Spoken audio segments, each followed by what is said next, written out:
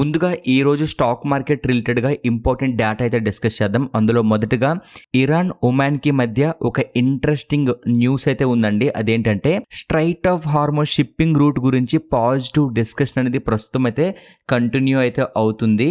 So US president అయిన Donald Trump కూడా diplomatic progress పై అయితే పాజిటివ్ కామెంట్స్ అనేది ఇవ్వడం అయితే జరిగింది. దీనివల్ల గ్లోబల్ మార్కెట్ సెంటిమెంట్ అనేది కొంచెం ఇంప్రూవ్ అయిందని అయితే గుర్తుపెట్టుకోవాలి. అండ్ నెక్స్ట్ మనం క్రూడ్ ఆయిల్ కోసం మాట్లాడాలి. ఇది చాలా ఇంపార్టెంట్ కదా మన ఇండియాకి. So positive middle east developments వల్ల బ్రెంట్ క్రూడ్ అయితే $80 కన్నా అయితే కింద $79 దగ్గర అయితే ట్రేడ్ అవుతుంది. సో ఇండియా లాంటి ఆయిల్ ఇంపోర్ట్ కంట్రీస్కి ఇది ఒక పాజిటివ్ న్యూస్గా అయితే మనము కన్సిడర్ చేయాల్సి ఉంటుంది. నెక్స్ట్ యూఎస్ స్టాక్ మార్కెట్ కోసం మాట్లాడుకుంటే డౌ జోన్స్ అయితే న్యూ రికార్డ్ హై దగ్గర అయితే క్లోజ్ అయింది. సో పాజిటివ్ సెంటిమెంట్ ఉంది, స్ట్రాంగ్ ఎర్నింగ్స్ అయితే సపోర్ట్ చేసాయి. బట్ నాస్డాక్ S&P 500 అయితే స్లైట్గా అయితే నెగిటివ్లో అయితే క్లోజ్ అయ్యాయి. దీనికి ప్రధాన కారణం టెక్ స్టాక్స్లో సెల్లింగ్ అనేది రావడం అయితే జరిగింది. దీనివల్ల నాస్డాక్ అయితే సెల్లింగ్ వలన డౌన్ అయింది. సో టెక్ స్టాక్స్ చూసుకుంటే స్పేస్ ఎక్స్ 13.6%, AMD 7%, ఆల్ఫాబెట్ కూడా ప్రెజర్లో అయితే క్లియర్గా అయితే కనిపిస్తుంది. సో సింపుల్గా చెప్పాలంటే టెక్ సెక్టర్ వీక్నెస్ అనేది గ్లోబల్ మార్కెట్ని ఎఫెక్ట్ చేసిందని అయితే మనము చెప్పుకోవాల్సి ఉంటుంది. నెక్స్ట్ మనం ఏషియన్ మార్కెట్స్ కోసం అయితే మాట్లాడాలండి. Wall Street tech weakness impact వలన జపాన్కి సంబంధించిన స్టాక్ మార్కెట్స్ అవ్వచ్చు, సౌత్ కొరియాకి సంబంధించిన మార్కెట్స్లో కూడా హెవీ సెల్లింగ్ అనేది కనిపించింది. ఎందుకు అంటే చిప్ కంపెనీస్ పైన ప్రెజర్ కంటిన్యూ అవడం వలన ఏషియన్ మార్కెట్స్లో కూడా ఫాల్ అయితే కనిపించింది. ఇక మన ఇండియన్ మార్కెట్స్ కోసం మాట్లాడుకుంటే సెన్సెక్స్ నిఫ్టీ అయితే ఫ్లాట్గా స్టార్ట్ అయ్యాయి, తర్వాత పాజిటివ్ మూమెంట్ అయితే చూపించాయి. ఆయిల్ ప్రైజెస్ తగ్గడం అనేది ఇండియాకి సపోర్ట్ ఇచ్చిందని అయితే మనము సింపుల్గా అయితే చెప్పొచ్చు అనమాట. నెక్స్ట్ కొన్ని ఇంపార్టెంట్ స్టాక్స్ అయితే Q1 రిజల్ట్స్ అయితే పోస్ట్ చేయడం జరిగిందండి. సో వాటి కోసం మాట్లాడుకుంటే ముందుగా PB ఫిన్టెక్ అనమాట స్ట్రాంగ్ ప్రాఫిట్ గ్రోత్ అయితే చూపించింది. And second one Biocon excellent earnings ని పోస్ట్ చేసింది. నెట్ ప్రాఫిట్ లో 349% ఇయర్ అయితే ఇంక్రీజ్ అవడం అనేది జరిగింది. నెక్స్ట్ అరవిందో ఫార్మా కోసం మాట్లాడుకున్నా సరే ఇది కూడా స్టడీ పర్ఫార్మెన్స్ అయితే ఇచ్చింది. నెట్ ప్రాఫిట్ లో 25.2% ఇయర్ అయితే ఇంక్రీజ్ అవడం అయితే జరిగింది. ఇక స్విగ్గీ కోసం మాట్లాడుకుంటే పాజిటివ్ అవుట్లుక్ అయితే వచ్చిందండి. ఫినాన్షియల్ 2031 లోపల 10,000 కోట్ల ఎబిడా టార్గెట్ ని వీళ్ళు అనౌన్స్ అయితే చేయడం జరిగింది. సో దీనివల్ల షేర్ పాజిటివ్ గా అయితే రియాక్ట్ అవడం అనేది జరిగింది. నెక్స్ట్ FA-DA యాక్టివిటీ కోసం మాట్లాడుకుంటే DA అయితే బయింగ్ అనేది స్ట్రాంగ్ గా కంటిన్యూ చేస్తున్నారు. బట్ FA సెల్లింగ్ అయితే చేయడం అయితే జరిగింది, బట్ లిమిటెడ్ గానే ఉందన్నమాట. అంత స్ట్రాంగ్ సెల్లింగ్ ఏం కనిపించలేదు. ఇక బిగ్గెస్ట్ పాజిటివ్ ఫ్యాక్టర్స్ ఏంటంటే ఇరాన్కి ఒమాన్కి డిప్లొమాటిక్ ప్రోగ్రెస్ అనేది జరుగుతుంది.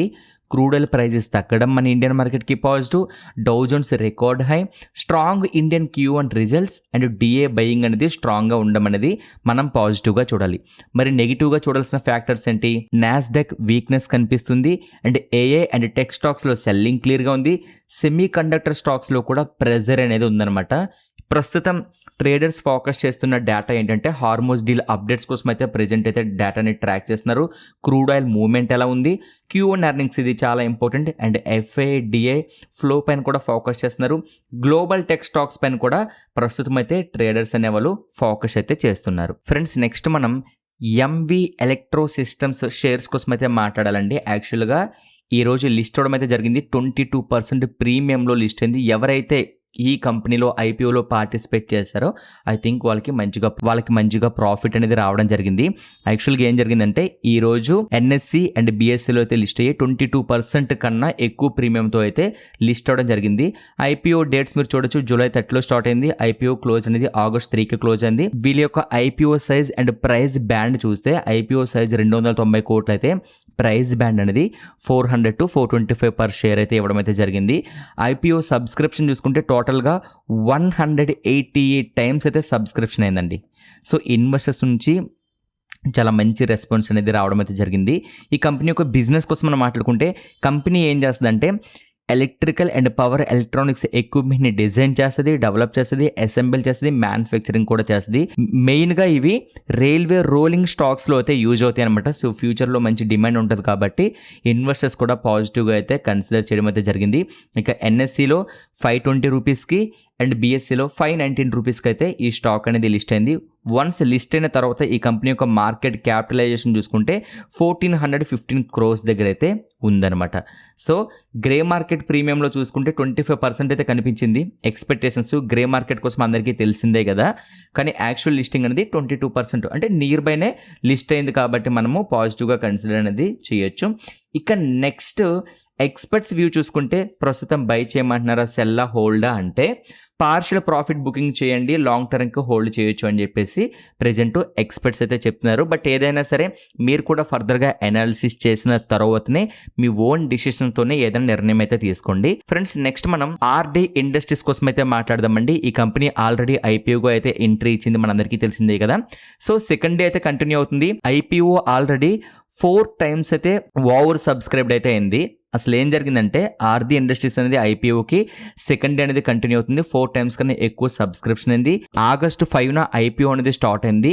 August 7 అంటే రేపు అయితే క్లోజ్ అవుతుంది అనమాట. ఈ ఐపీఓ సైజ్ కోసం మాట్లాడుకుంటే 425 కోట్లు అనేది ఈ ఐపీఓ సైజ్ అనమాట. ఇక ప్రైస్ బ్యాండ్ కోసం మాట్లాడుకుంటే minimum price 50 rupees and maximum price 53 rupees అనమాట.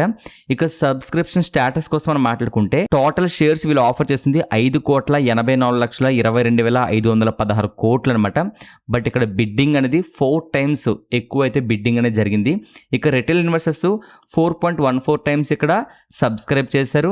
అండ్ నాన్ ఇన్స్టిట్యూషనల్ ఇన్వెస్టర్స్ కూడా 8 times అయితే సబ్స్క్రైబ్ అయితే చేయడం అయితే జరిగింది. ఇక గ్రే మార్కెట్ ప్రీమియం ప్రస్తుతం అయితే 28%. దీన్ని మనం ఎలా అర్థం చేసుకోవాలంటే 28% పాజిటివ్గా లిస్ట్ అయ్యే అవకాశాలు ఉంటాయి. బట్ ఇది గ్యారంటీ అయితే కాదు, ఇది మనం గుర్తుపెట్టుకోవాల్సి ఉంటుంది అనమాట. సో మీకు అర్థమైంది కదా. ఇక కీ పాయింట్స్ కూడా మీరు ఇక్కడ ఈ ఐపీఓకి సంబంధించి చూడొచ్చు అనమాట. సో మీరు ఐపీఓలో ఎవరైనా పార్టిసిపేట్ చేస్తున్నారా లేదా, అసలు ఈ ఐపీఓ పైన మీ ఒపీనియన్ ఏంటనేది కింద కామెంట్ సెక్షన్లో అయితే చెప్పండి. ఫ్రెండ్స్, నెక్స్ట్ మనం ఎల్ఐసి కోసం మాట్లాడదామండి. రీసెంట్ టైంలో ఎల్ఐసిలో ఏం జరిగిందో మీ అందరికీ తెలిసింది కదా. వీళ్ళు ఓఎఫ్ఎస్ ద్వారా ఆఫర్ ఫర్ సేల్ ద్వారా 31,552 కోట్లు అయితే వీళ్ళు రైజ్ చేశారు. అయితే అసలు ఏం జరిగిందంటే గవర్నమెంట్ ఎల్ఐసిలో తన స్టేక్ని తగ్గించి పబ్లిక్ షేర్స్ అమ్మి 31,552 కోట్లు అయితే రైజ్ చేసింది. ఇది ఇండియా హిస్టరీలోనే బిగ్గెస్ట్ ఓఎఫ్ఎస్. ఇది మన అందరికీ తెలిసిన విషయమే, ఎందుకంటే ఆల్రెడీ జరిగిపోయింది కాబట్టి. కానీ ఇప్పుడు అనౌన్స్మెంట్ ఇచ్చింది August 3 రాత్రి మార్కెట్ క్లోజ్ అయ్యాక గవర్నమెంట్ అనౌన్స్మెంట్ ఇచ్చింది ఎల్ఐసి షేర్స్ సేల్ చేస్తున్నామని చెప్పి.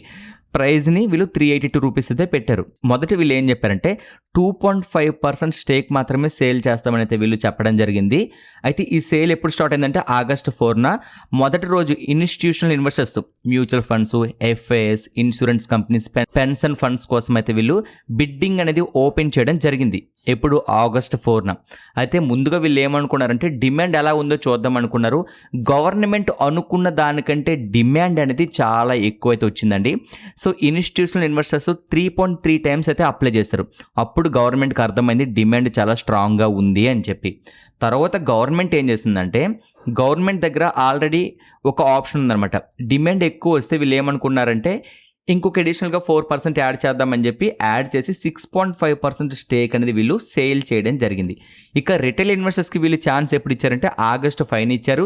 రిటైల్ ఇన్వెస్టర్స్ బిడ్డింగ్ ఓపెన్ చేశారు. అంటే మనలాంటి నార్మల్ ఇన్వెస్టర్స్ ఎవరైతే ఉన్నారో వాళ్ళు కూడా అప్లై అయితే చేయొచ్చు అనమాట ఇది.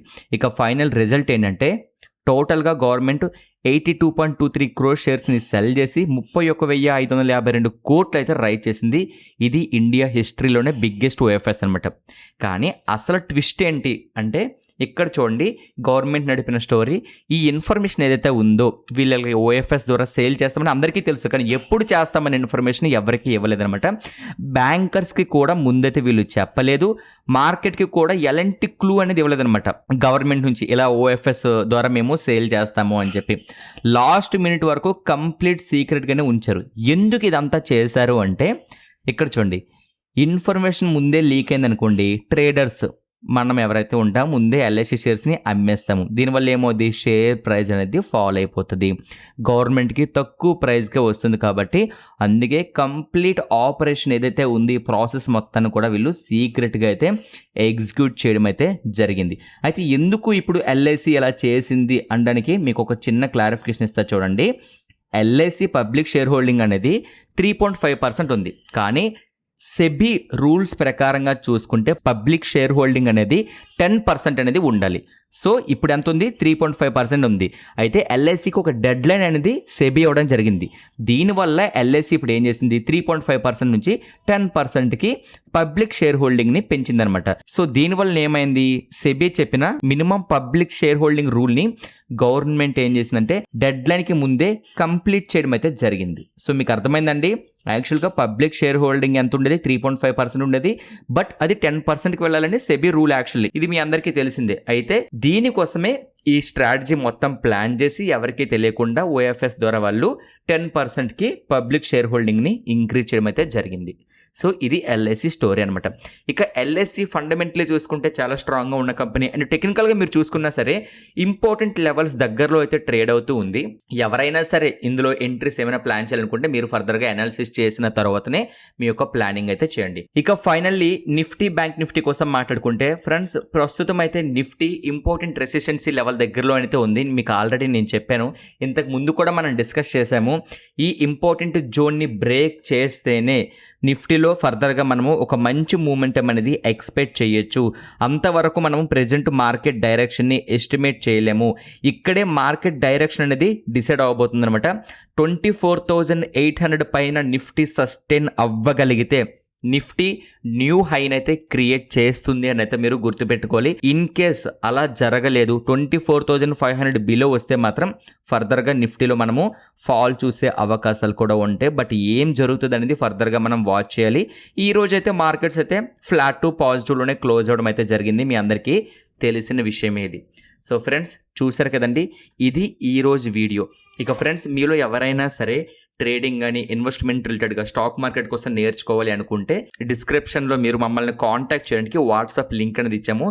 దాని ద్వారా మీరు మమ్మల్ని కాంటాక్ట్ చేసి ఫ్రీగా మీరు ఇన్ఫర్మేషన్ అనేది తెలుసుకోవచ్చు. ఇక ఫ్రెండ్స్, ఈ వీడియో చూసారు కదా, నచ్చితే లైక్ చేసి ఛానల్ని సబ్స్క్రైబ్ చేయండి. Thank you so much friends.